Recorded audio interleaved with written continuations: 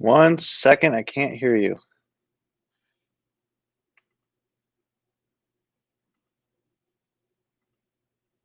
Hey, Willie, we can't hear you.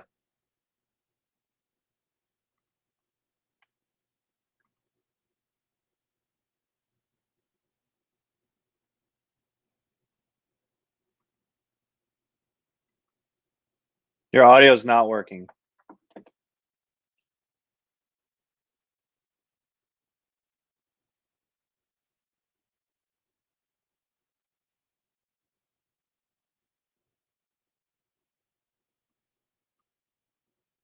What about now?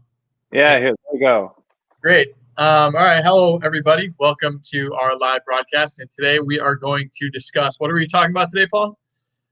We are talking about cash sales versus term sales. This is a perfect topic to talk about tonight. And I think it's super relevant, especially after we had our interesting conversation this morning. Sure. Yeah, before we get into it, if you guys are interested in starting in the land investing business, you can hit landinvestingpros.com. We've got a complete webinar, very detailed webinar. And after watching that webinar, you could literally start your land investing business today. Ton of value, ton of content in that webinar. So go check that out. But Paul, why don't you want to lead it off? And well, sure. Before we lead it off, I do want to say for those that are already in, we are offering something very special at the end of this live call tonight. For those people that might be interested in joining our course, we have a special offer. I talked with Willie about it before. We're going to try it out tonight because it's the end of the month. So we are going to be, I'll tell you about that at the end of the call.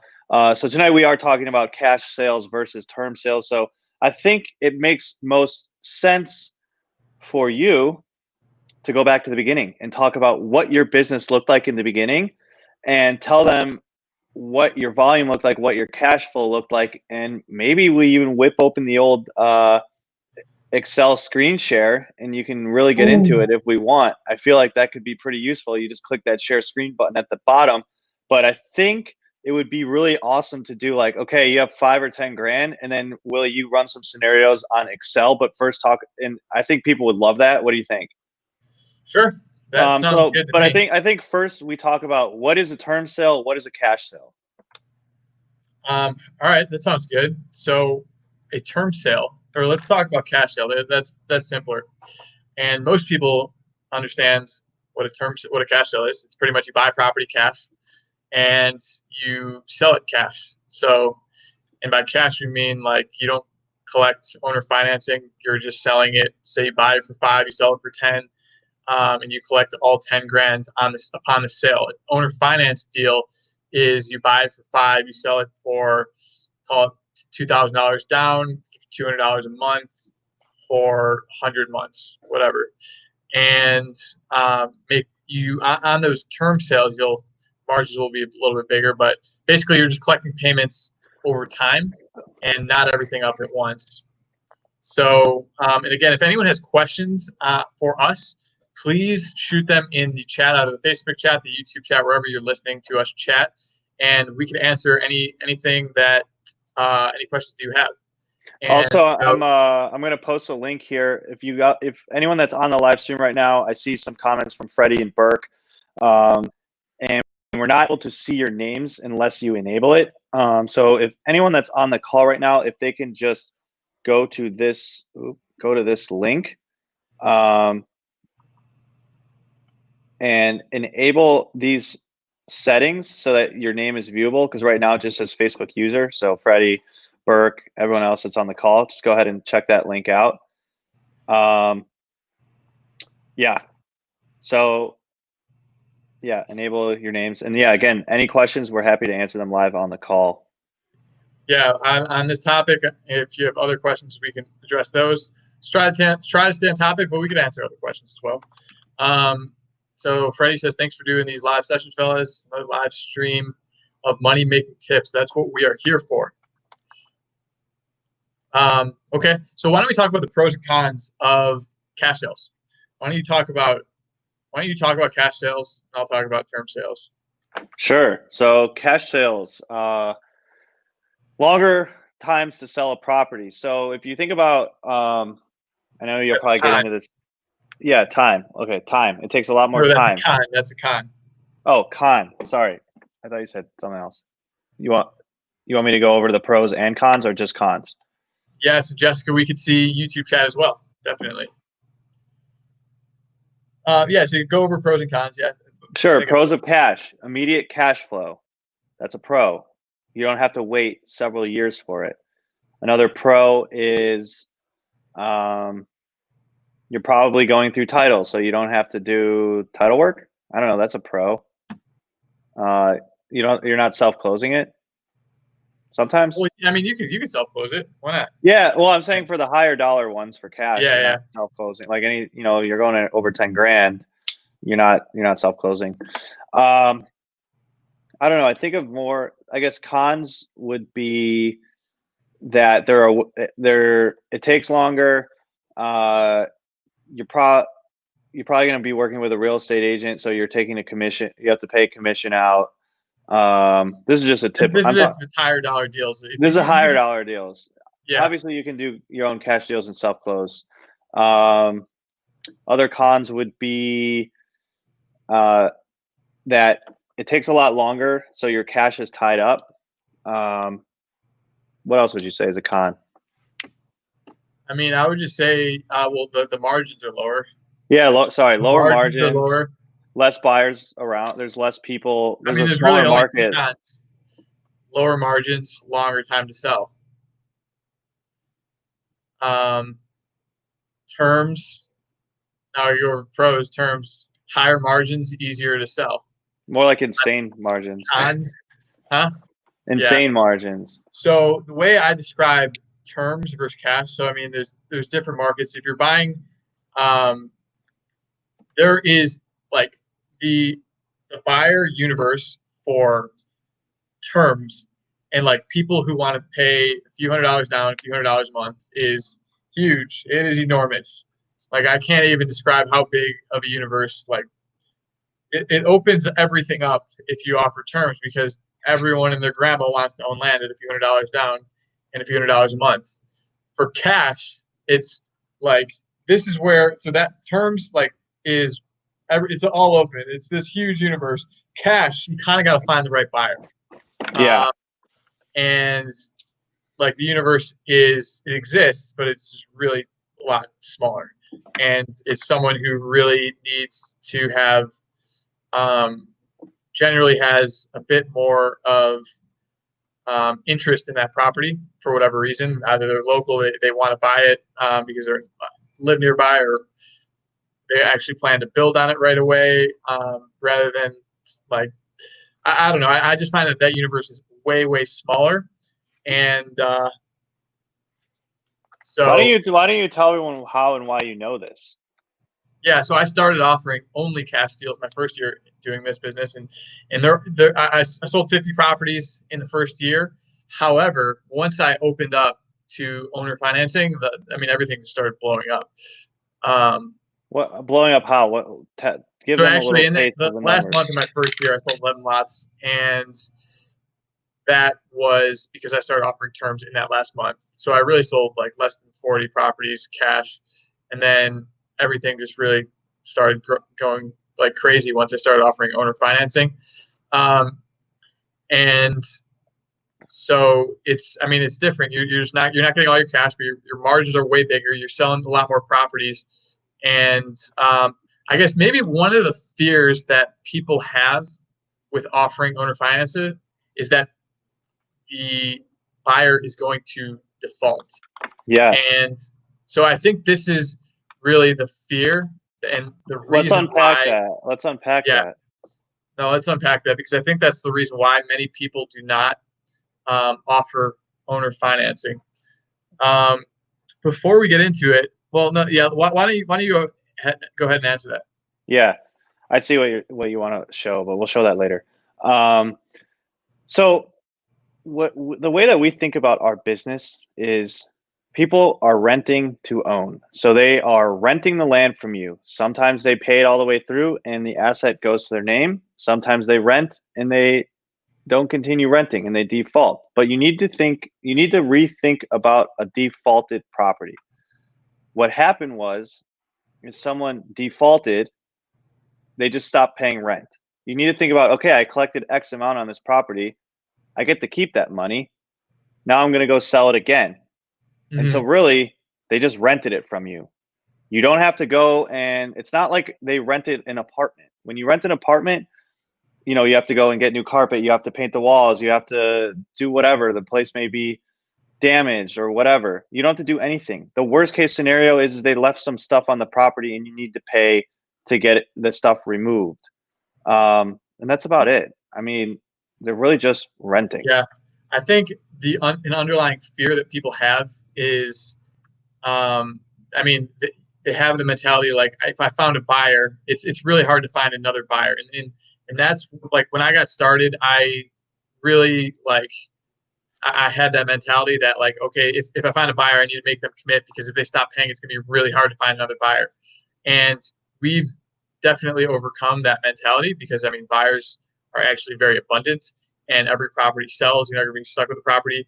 So, even if, so in my experience, from a default standpoint, less than 20% of terms buyers will default in the first year. After that, no one else wants to default.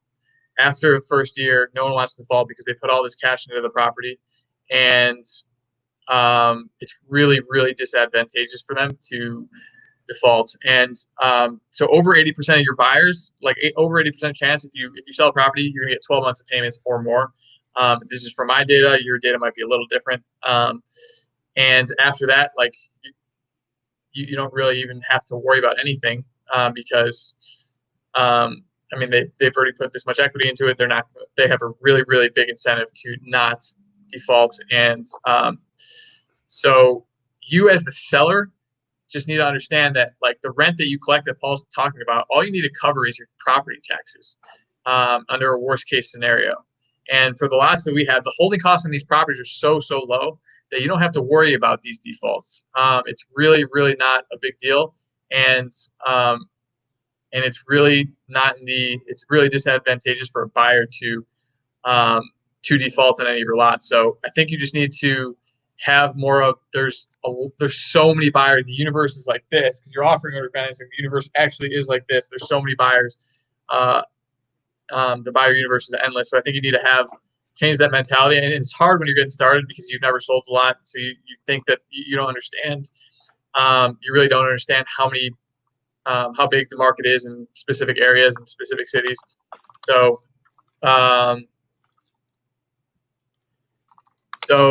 great. So that's kind of my thought. Anything to add on that, Paul? No, I think you summarized it very well. I would love to hear from the people that are watching. What are your fears when it comes to defaulted properties? Why are you worried about people defaulting? For us, it's just unless it's within the first month, that's just annoying. But if it's 6 to 12 months in, we don't have a problem with that. Obviously, we're going to do everything we can to keep them to keep paying, because it's cheaper to do that than remarket the property. But at the end of the day, your holding cost is anywhere from $10 to a couple $100, where I don't see any downside in renting some stuff for a little bit. No, I agree. And this is very topical, so I'm going to show this right now. Jessica is a customer of mine. She bought through owner financing, and she paid off her lot, and she got the deed called a month or two ago. So this is the perfect example. Jessica made down payments, monthly payments, and paid off her lot, and received the deed. So there's no issue from her. She obviously comes from the mindset of a terms buyer. She had no interest. She had full interest in following through and made all her payments and got the deed to the property. So that is perfect example and a perfect comment to show for this live stream. So let's see what comments we've got here. Let's see. Check out Freddie's comment. I think it's super relevant. The bottom one. Is this one? No, this one. Oh, my fear is managing multiple notes, hundreds of them. How do you manage them all? So we manage hundreds of notes, and Willie loves managing hundreds of notes because we've made it really easy to do. Yeah, so we have several hundred notes, and it is a little bit chaotic, but when you come to have this problem, it's a good problem to have because you have so many notes. So it is a little bit of so I mean right now I am not the one managing it. You can and should eventually outsource your servicing, and I don't see a reason why I don't see a reason why you can't get some virtual assistants to help you with the servicing of the notes.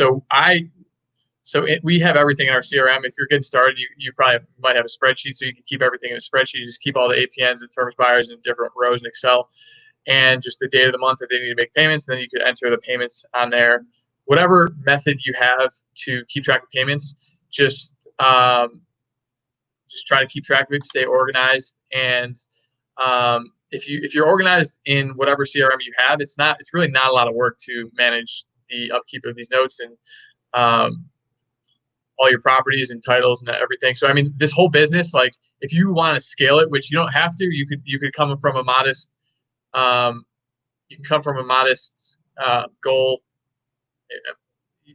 Come in with modest goals and not want to build a business with hundreds of notes, and that's totally fine. You don't need to build this big business that's very complicated. You could build a business with and have 20, 30 notes, and even that would be like a pretty like good sized portfolio of notes. But if you keep track of all of it and you follow up with buyers, and 90% of the time people are making payments on time, and if they don't, then you really reach out to them and just keep track of everything. And if you've got 30 notes and 10% of them are late, then you're reaching out to 3 people a month. It's not a big deal. So it seems like this huge process, having 100 notes, 200 notes, 300 notes. But when you boil it down to actually what it takes to manage it, it's literally just following up with people, changing their credit cards, going into your system and updating their payment dates. It's really not a big deal. And then just keeping keeping track of the follow-up and everything associated with that. So it's really not a big process. And as you grow, you'll learn better systems in managing it. But so the way we have it set up is just calling, emailing, texting the first week when they miss their payments, just really sending them links to catch up on their payments and that kind of thing, and then just having consistent follow-up the following weeks. And just try to get, like, the biggest thing for biggest tip I would have for managing these notes is when you're talking to these buyers who are late, try to get a payment date. Like, say it's okay, I understand you're going through a hard time or whatever. What date can you make the payment? Just get that date there, and then just make a note on that date to follow up with them. And then you could forget about them until that date. So just always in the follow-up, be like, what is your payment date? And then also make it very convenient for them. Send them a link to make their payment. So those are just some quick tips on managing notes, other than just keeping organized in a database. Burke says, at what point should we begin outsourcing note management? It is a good question. I don't think, maybe 10 notes. After 10 notes, then you don't want to do it anymore. I think that's not a bad idea. You can just have a VA, like their task is, hey, go in at this date of the month, see who's paid, who's not paid, and if they haven't, like, get on the phones and call and email them to see when their payment date is, right? That's simple. Yeah. So I would say don't be afraid after 10 notes to start doing it. To be honest, this is one of the last things I was able to let go. It was like the servicing myself.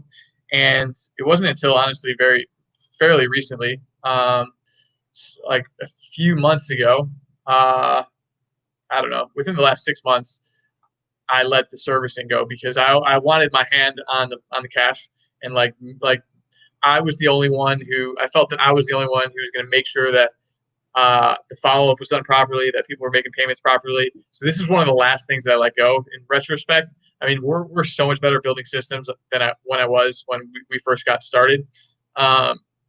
In retrospect, you could really outsource this after 10, 15, 20 notes, and there's no reason you need to manage it. So, I could go, if toward the end of this call, if there's no more questions, I could go into like a comprehensive system for how to go do this, but I think maybe next week. maybe next week. It's a little bit technical, so maybe next week. Here's more. You do a note and deed of trust or contract for deed land contract for your seller finance buyers.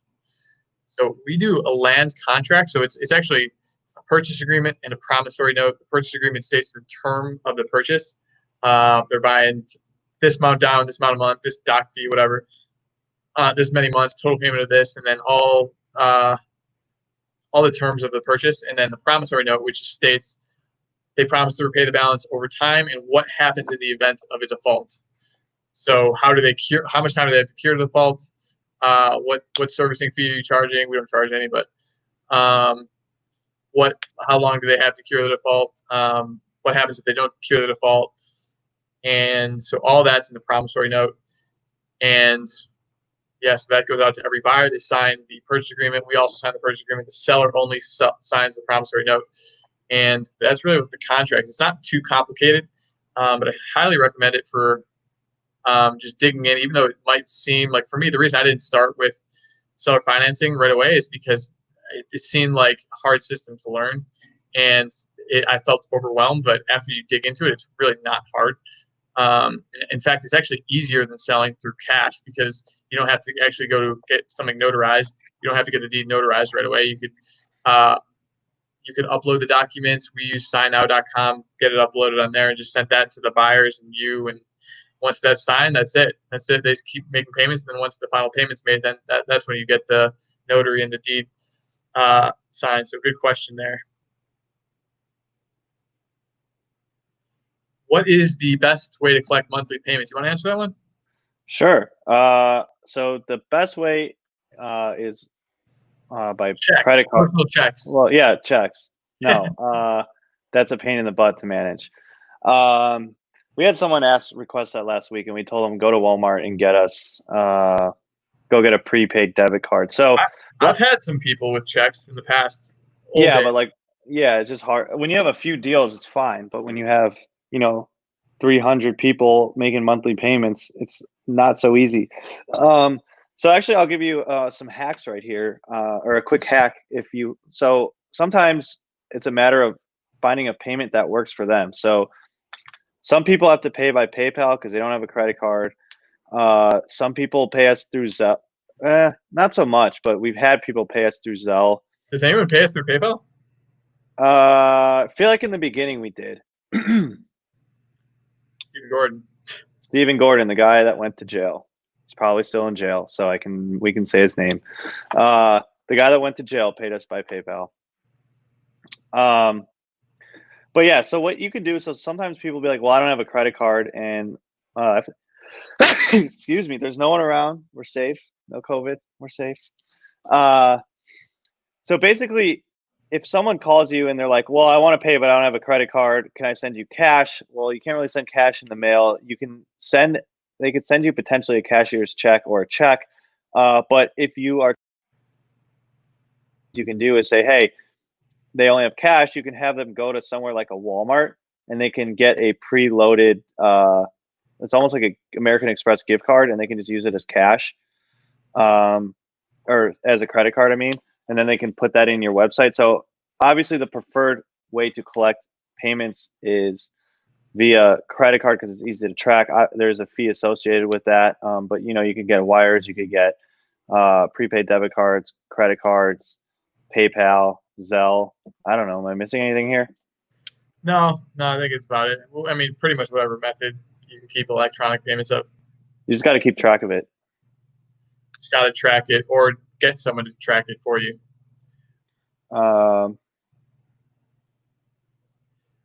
So this is Sharon Gordon Smith says, do you have to take legal action to take the lot back? So this is the beautiful thing about this niche is that these purchase agreements, these promissory notes that we just alluded to, they do not get recorded at a county. No lien is ever recorded against the property. It's not like a mortgage. It's not like a mortgage on a house where the person gets title to the property at the county, and in order to undo the lien, if they stop making payments, you got to go through legal action. It's not like that. So it's very clear in the land contract that if they don't make the payments, they have 30 days to cure, at least in our contract.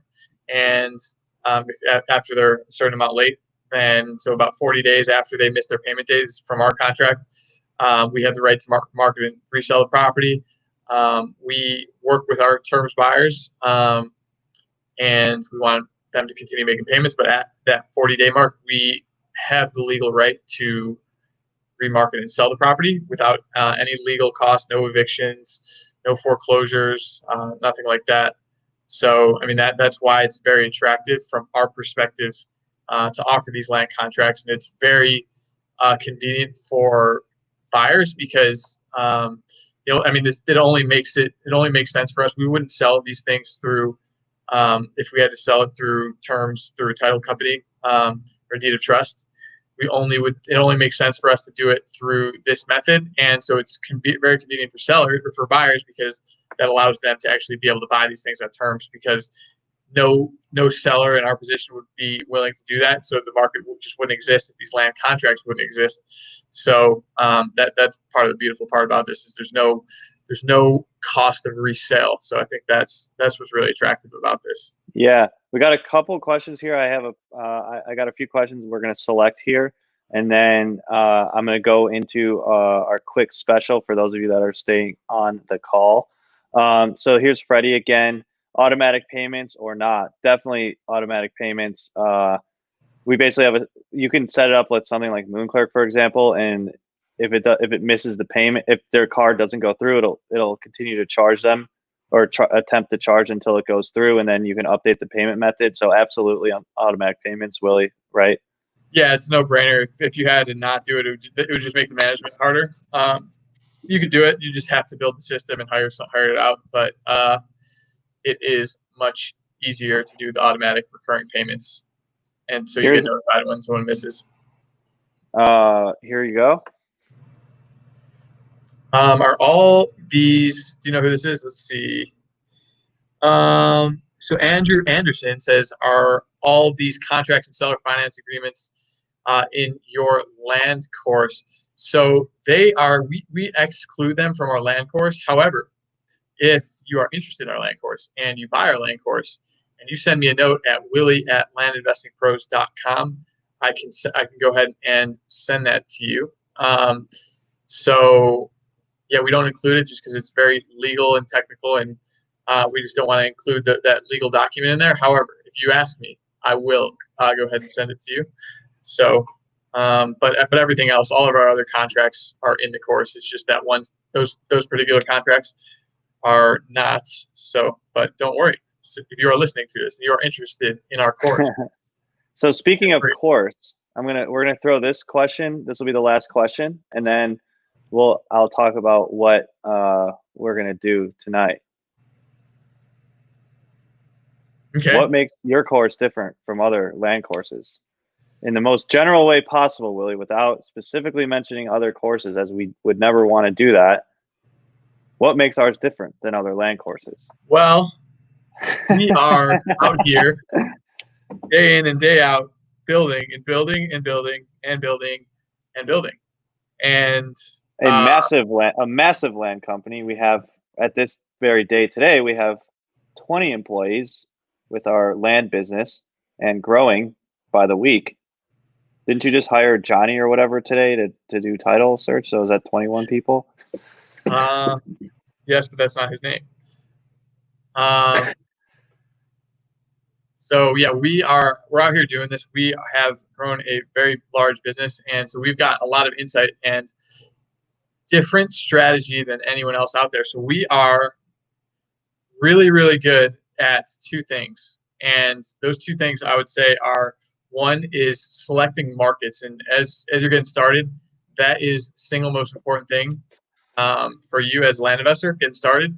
If you don't know how to choose a land market, or you're going off bad advice from other courses or other gurus out there, and you happen to choose a bad market, that is the one thing that if you screw up, you're probably not going to do so well, at least off the bat, because it's going to take you a long time to sell a property. It's going to take you a long time to sell a property.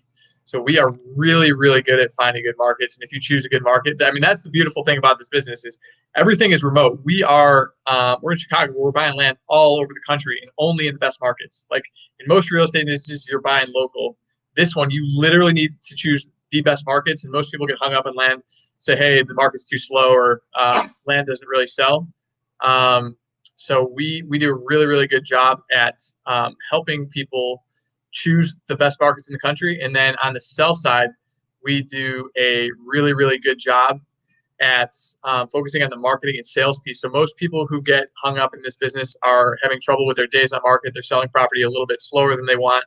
And it's because they're just posting properties on the internet and letting them sit and hope that they sell. They don't have a comprehensive sales process on marketing and selling these properties that actually allows people to consistently, predictably sell properties that actually allows them to build a business. So if your goal is to invest in vacant land, then maybe this course isn't right for you. If your goal is to actually build a business, get out of your 9-to-5 and do this properly, then we know how to build the systems. We demonstrate that very well in the course.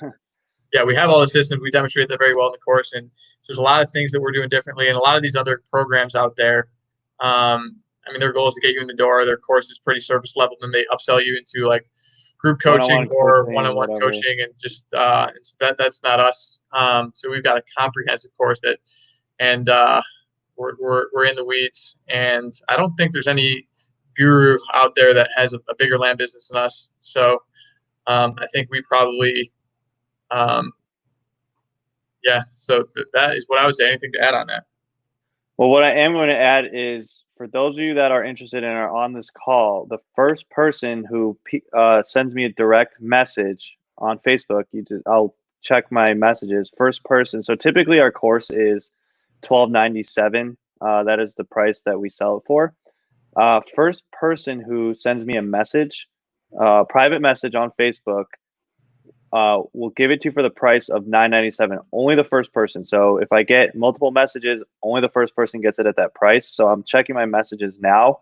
So one time, like you have to do it tonight to get that price, or I guess right now. So I'll keep my messages open. Willie, you want to add anything? No, I think that's good. I generally don't like lowering the price, especially because I was charging previously $2,000 to $3,000, and now Paul has convinced me that he wants to sell at a lower price point. And we've revamped the course, we've done it, we've changed the content, and by changing, we've improved upon the content, we've redid the whole course and made it a lot better. And then he said, hey, let's sell it at a lower price. And then now he wants to offer an even bigger discount. So I think it's a pretty good deal. I do too. So we will keep it open for a little bit longer. I think maybe I just got a message. I'm not sure. But on that note, do we want to just wrap it up here? And first person, oh, we got a bunch of messages. Hold on.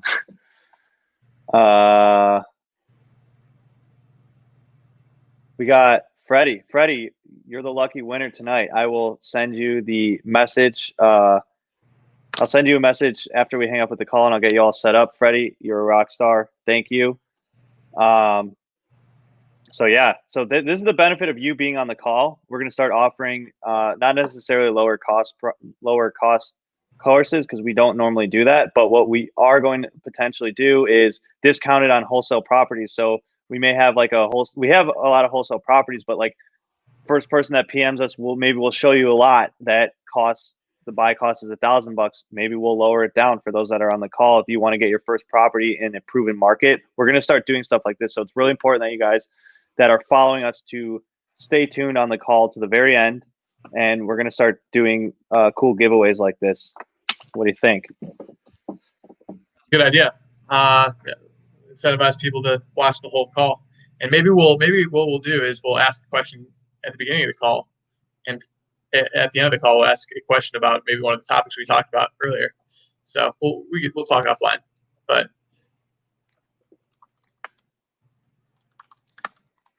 sounds good to me. So thanks everyone for coming on tonight.